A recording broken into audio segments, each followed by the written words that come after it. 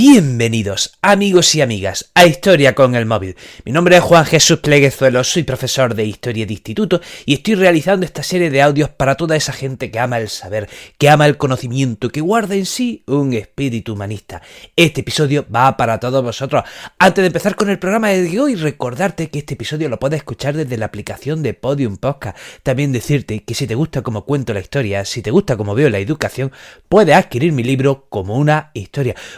Bueno, empecemos con el programa. Mucha gente, al leer el título, habrá pensado que esto ha sido un error. ¿Cómo que los imperios turcos? Es que hubo más de un imperio turco. Supongo que todo el mundo habrá pensado en el imperio turco-otomano. Pero miren, al menos podemos decir que hubo 3 imperios de origen turco. Pero antes de explicarlo, vamos a hablar de los turcos. Miren, los turcos son un pueblo que habitaba en el Asia Central y allá por el siglo IX y siglo X se van adentrando en las tierras del Islam, ya sea la tierra de los persas o de los árabes. ¿Y por qué van llegando los turcos a esta zona, a Próximo Oriente? Bueno, pues bien porque son nómadas, bien porque están huyendo de los mongoles o también porque en sus luchas contra los musulmanes son derrotados, hechos prisioneros y al ser prisioneros y convertidos en esclavos pasan a formar parte del ejército de los musulmanes. ¿Cómo se llamaba a esos turcos esclavos que pasan a ser parte del ejército de los musulmanes? Se les llama mamelucos.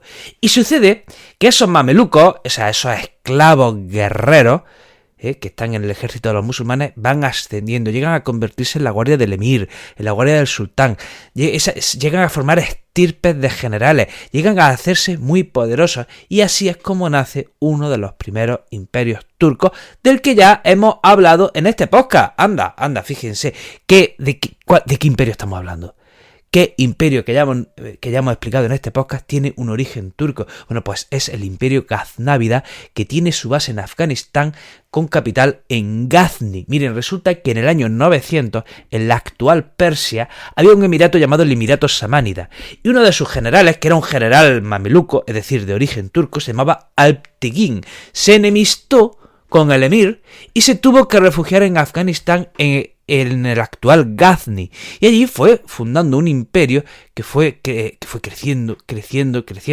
A Alptegin le sucedió Sebüktegin, y a Sebüktegin le sucede el famoso Mahmud, que gobierna el imperio gaznávida del año 998 al 1030. Y Mahmud, recuerden que es conocido por sus campañas contra la India, 17 campañas contra el norte de la India. Bueno, pues este podría ser calificado como el primer imperio de origen turco, sería el imperio gaznávida, ya que sus generales precisamente son mamelucos de origen turco.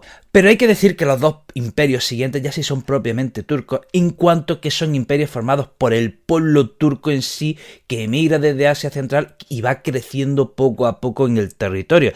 Miren, el segundo imperio que vamos a comentar es el imperio selyúcida. Allá en el año 985, una tribu turca liderada por un líder llamado Seljuk se asienta en el mar de Aral y se llama selyúcida precisamente por este líder que se llama Seljuk. Bueno, pues en el año 985 esta tribu ya se enfrenta a los gaznavíes y Mahmud, el gran líder Mahmud, les detiene y les frena. Pero en el año 1037 llega otro líder a esta tribu que se llama Togrul, y este líder ya sí empieza a hacer que su tribu crezca, empieza a conquistar más territorio y se enfrenta otra vez a los gaznavíes y los derrota en la batalla de Dandanaka. Año 1040. Los selyúcidas derrotan a los gaznavíes en la batalla de Dandanaka. O sea, estamos en una lucha entre dos pueblos turcos. Estamos en una lucha entre un imperio turco que va pronto a empezar su caída, que sería el imperio gaznaví, y luego tenemos el imperio selyúcida que está empezando ahora. Fíjense si se hacen poderosos los turcos, que llegan a enfrentarse entre ellos y llegan a crear imperios que se están enfrentando entre ellos, como es el imperio gaznaví y el imperio selyúcida. Bueno, pues como he dicho, en el año 1037 los selyúcidas tienen un líder que se llama Togrul, que se enfrenta a los gaznavíes y los derrota en la batalla de Dandanaka. Y los selyúcidas llegan a saquear la capital Ghazni. Entonces, ¿qué sucede? Que después de que los gaznavíes son derrotados en esa batalla de Dandanaka, en el año 1040, los selyúcidas toman posesión de todo lo que hoy día sería Irán. O sea, toman posesión de todos los territorios de la antigua Persia. Y en el año 1055 los selyúcidas toman Bagdad. Toman los territorios del actual Irak y, ojo, no deponen al califa. Pero a partir de ahora el califa será una figura títere en manos de los selyúcidas. Luego le sigue un líder, hemos hablado de Togrul, luego le sigue un líder que se llama Alp Arslan, que lleva la capital de su imperio a Ray, que estaría en el actual Teherán. Entonces, bueno, pues ya estamos hablando del imperio selyúcida, ya sí que estamos hablando del imperio selyúcida, que ha tomado posesión de todo Próximo Oriente, que iría desde los territorios de Persia, de Irak, de la actual Siria, etcétera. O sea, todos esos territorios ya serían parte del imperio selyúcida. Entre tanto, tienen al califa como un títere, como una figura simbólica que sigue en Bagdad, y ya los selyúcidas van a por los bizantinos, a los que derrotan en la batalla de Manzikert en el año 1071. Y bueno, sucede que los selyúcidas, pues tienen ese imperio en el Próximo Oriente, y a lo largo del siglo XI y siglo XII, poco a poco, el imperio selyúcida empieza a desmembrarse. Se empiezan a formar sultanatos que, en teoría, siguen bajo la égida del imperio selyúcida, pero ya saben, esos sultanatos cada vez se van haciendo más poderosos, cada vez tienen más autonomía, van ganando más independencia. Los selyúcidas ya le habían quitado a los bizantinos pues casi todo. Habían llegado hasta la actual Turquía, hasta Anatolia, y en Anatolia habían fundado también, los selyúcidas habían fundado sultanatos como puede ser el sultanato de Rum. O sea, quédense con esta idea. Los selyúcidas le van conquistando territorio a los bizantinos, más y más territorio a los bizantinos, llegan hasta Anatolia, la actual Turquía, conquistan parte de Anatolia y allí se funda un sultanato que es el sultanato de Rum. ¿Qué le sucede a ese sultanato de Rum? Que se desmembra y del sultanato de Rum surge un sultanato llamado el sultanato de Osman. Recapitulo porque puede ser lioso. El imperio selyúcida ha tomado todo Próximo Oriente, ha conquistado buena parte del imperio bizantino, el imperio selyúcida ha llegado hasta Anatolia, o sea, en la actual Turquía ha tomado parte de Anatolia, y a lo largo del siglo XI y siglo XII el imperio selyúcida poco a poco se va debilitando, se va dividiendo en sultanatos. En Anatolia surge un sultanato, o sea, los territorios ya casi pegando a Constantinopla, ¿de acuerdo? En Anatolia surge un sultanato que se llama el sultanato de Rum, este se divide, este se desmembra, y del desmembramiento del sultanato de Rum surge un sultanato que se llama el sultanato de Osman. Estamos a comienzos del siglo XIV, sultanato de Osman. ¿Y cómo se llaman los seguidores de Osman? Se llaman otomanos. De aquí empieza el origen del imperio turco otomano, por el sultanato de Osman. Y es que los seguidores de Osman se llamaban otomanos, y otomano significa de la casa de Osman. Entonces tenemos que en Anatolia estaba el sultanato de Osman, que va creciendo, va tomando más territorio a los bizantinos, y en el año 1324 tenemos un nuevo sultán llamado Orhan I.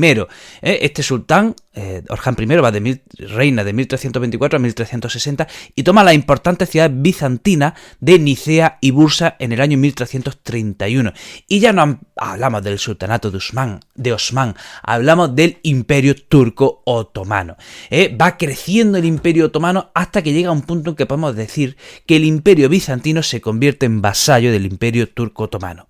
Hablamos de imperio bizantino, pero en el fondo al imperio bizantino ya apenas le quedaba la capital, Constantinopla, y poquito más. De hecho, los turcos otomanos empiezan a conquistar territorio en la zona europea. En 1354, por ejemplo, toman Galípoli, y hay que decir que a mediados del siglo XV, por el 1450, Constantinopla ya estaba completamente rodeada de territorios turcos otomanos. Los otomanos intentaron tomar Constantinopla hasta en 3 ocasiones, en 1391, en 1396, en 1422, pero pasaba que Constantinopla tenía unas poderosas murallas que parecían inexpugnables. Parecía que no iba a haber arma que pudiese echar abajo esas poderosas murallas. Y bueno, llegamos a 1452, y resulta que en los otomanos tenemos a un sultán llamado Mehmed II, y entre los bizantinos tenemos a un emperador llamado Constantino IX. Y bueno, Constantino IX se vino un poco arriba, se vino un poco arriba y intentó sobornar a Mehmed II. Calculó mal las fuerzas, midió mal y amenazó a Mehmed II con liberar a un príncipe que ellos tenían, un príncipe otomano, y que ese príncipe, si lo liberaban, pues causaría una guerra civil entre los otomanos.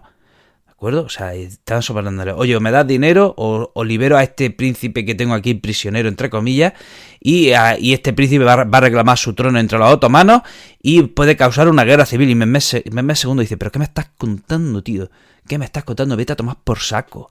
A mí me vas a sobornar tú. Y entonces Mehmed II empieza a planear la invasión y la toma definitiva de Constantinopla. Constantinopla se encuentra en una península en la punta del Cuerno de Oro, en el estrecho del Bósforo que va hacia el Mar Negro. Y Mehmed II se da cuenta que todos los asedios anteriores habían fracasado porque de Constantinopla siempre habían podido recibir reservas y munición desde el mar. Así que, ¿qué es lo que hace? Hemos dicho que Constantinopla está en el estrecho del Bósforo, en la punta del Cuerno de Oro. Entonces, ¿qué es lo que hace Mehmed II? Empieza a construir una ciudadela al norte de Constantinopla para cortar el paso en el estrecho del Bósforo. Entonces, al norte de Constantinopla se construye una ciudadela para controlar ese estrecho y al sur de Constantinopla colocaría barcos. Repito, para cerrar el paso del mar de Constantinopla, al norte se construye una ciudadela y controlar ese estrecho, y al sur de Constantinopla se colocarían barcos y así cerramos el paso de Constantinopla por mar. ¿Y cómo se iba a atacar Constantinopla? Pues por tierra. ¿Y cómo se iban a derribar esas poderosísimas murallas? Bueno, pues resulta que aparece un personaje llamado Orbán, que es un ingeniero húngaro cristiano que le ofreció a Constantino IX una tecnología para construir unos cañones muy muy poderosos, unos cañones que tenían un alcance tremendo, que disparaban unas balas enormes y que iban a derribar cualquier cosa. Bueno, pues en esta que Constantino IX, no sabemos muy bien por qué, parece que porque no tenía recursos, que porque no tenía dinero, decidió no contratar los servicios de este ingeniero. Y este ingeniero, ¿a quién se fue a buscar? ¿A dónde se fue a buscar trabajo? A Mehmed II. O sea, este Orbán primero se ofrece a Constantino IX y como este le rechaza, se va a Mehmed II. Ojo, ¿qué hubiera pasado? ¿Qué hubiera pasado si Constantino IX hubiera pagado la suma que le ofrecía Orbán? Madre mía, no sabe qué error cometió. No era consciente el pobre Constantino IX de lo que suponía no contratar a este Orbán, a este tipo que decía que tenía unos cañones que eran que iban a derribar cualquier muralla. La muralla de Babilonia decía que podía derribar sus cañones. Constantino IX no contrató a Orbán. Error, craso error. Así que este ingeniero se fue con su proyecto a Mehmed II y Mehmed II le contrató. Le dijo, deal, ok, te pago lo que me pidas y más si tus cañones me son útiles. Y efectivamente se empezaba a construir esos cañones para asediar las murallas, para derribar las murallas de Constantinopla. Así que el 7 de abril comienza el asedio a Constantinopla y se prolongó hasta el 29 de mayo. Los cañones estuvieron durante varias semanas bombardeando la ciudad y hacían daño. Sus cañones hacían daño a las murallas, aún así fue difícil derribarlas, porque bueno, por la noche lo que hacían los bizantinos era salir a reconstruir esas murallas. Y oye, pasaban varias semanas y esos cañones no podían tomar las murallas, no había manera de derribarlas. Así que a Mehmed II se le ocurrió lo siguiente. Vamos a ver, vale que Constantinopla estaba cortada a un lado, al norte, por una ciudadela que habían construido los otomanos y al sur por barcos, pero pasar por mar a Constantinopla era difícil porque en el estrecho del Bósforo los bizantinos tenían una larga cadena que en el momento en que la estiraban los barcos no podían pasar. Para pasar a la ciudad por mar, por ese estrecho, los bizantinos tenían una larga cadena en el mar que si la estiraban los barcos no podían pasar. Entonces solo había una manera de atacar por mar a los bizantinos, que era por tierra pasar los barcos y así rodear esa cadena. Esa cadena iba de una punta a otra del estrecho, cerraba el estrecho, ¿de acuerdo? Pero si conseguían meter los barcos por tierra, de repente podías bordear esa cadena, ¡pum!, y tenerlo justo en las murallas de Constantinopla. Y así hizo Mehmed II. Así hizo Mehmed, consiguió llevar su flota por tierra, bordear esa cadena y colocar sus barcos justo en las murallas que daban al mar, que directamente estaban dando al mar y cuyas murallas pues no estaban tan bien protegidas como las murallas que daban a tierra. Así que Constantinopla ya se ve asediada, por un lado, por las murallas, y por otro lado se ve asediada también por el Bósforo, por el estrecho del Bósforo, donde ya están los barcos otomanos ahí justico apuntando a las murallas. Finalmente Constantinopla cae el 29 de mayo de 1453. Y con la caída de Constantinopla en 1453 muchos historiadores coinciden que este es el final de la Edad Media y el comienzo de la Edad Moderna. El Imperio Romano de Occidente cae en el 476 después de Cristo, pero podríamos decir perfectamente que el Imperio Romano nunca llegó a desaparecer para nada desapareció en el 476. Podríamos decir perfectamente que el Imperio Romano continuó en Oriente otros 1000 años. ¿De acuerdo? Lo que pasa es que aquí en Occidente, cortamos la historia antigua en el 476 por la caída del Imperio Romano de Occidente, pero ya digo, en el Imperio Romano de Oriente, o sea, el Imperio Bizantino, se puede decir que es la continuación del Imperio Romano, pero ahora ya sí, en 1453 cae definitivamente, y por eso decimos que es el final de la Edad Media y comienzo de la Edad Moderna, 1453, pero fíjense, un dato que nos puede volver loco. Cuando Mehmed II toma Constantinopla, atención, reclama el título de César de Roma. O sea, el sultán turco otomano Mehmed II reclama el título de César de Roma. Oye, ¿se lo concedemos o no se lo concedemos? ¿Se lo reconocemos? ¿Debe la historia reconocerle a Mehmed II el título de César de Roma? Porque si la historia le reconoce el título de César de Roma, ¿qué estamos diciendo entonces? ¿Qué supondría entonces? ¿Que continúa todavía el Imperio Romano en la figura de Mehmed II? ¿Que continúa el Imperio Romano bajo los sultanes turcos otomanos? Esto es curioso, ¿no? Esto es curioso si se lo reconocemos o no. Y ya en 1520 llega al trono el sultán Solimán I, o Solimán el Magnífico, y este es quien de verdad construye el gran imperio turco otomano. Este es el sultán que de verdad hace que su imperio sea gigante y se adentre en Europa. En 1521 Solimán toma Belgrado, en 1522 consigue tomar la isla de Rodas, que estaba tomada por la Orden Hospitalaria, en 1526, después en la batalla de Mohacs, derrota a los húngaros y toma Hungría. O sea, es que los otomanos llegaron a controlar el este de Europa. Los otomanos llegaron a controlar buena parte del este de Europa y asediaron Viena.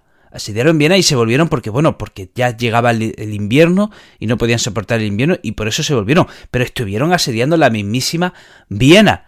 Solimán también se enfrenta a los persas y bajo el gobierno de Solimán, o sea, el Imperio Turco Otomano llega a controlar todo Próximo Oriente hasta Persia, el norte de África y buena parte del este de Europa. O sea, tenía un imperio en 3 continentes. A Solimán le sucede Selín, que le llamaban, atención, el apodo Selín el Borracho, que gobierna de 1566 a 1574, y pues fíjense si era borracho, que llegaba a delegar el poder en otros para él poderse ir de fiesta y dedicarse al alcohol.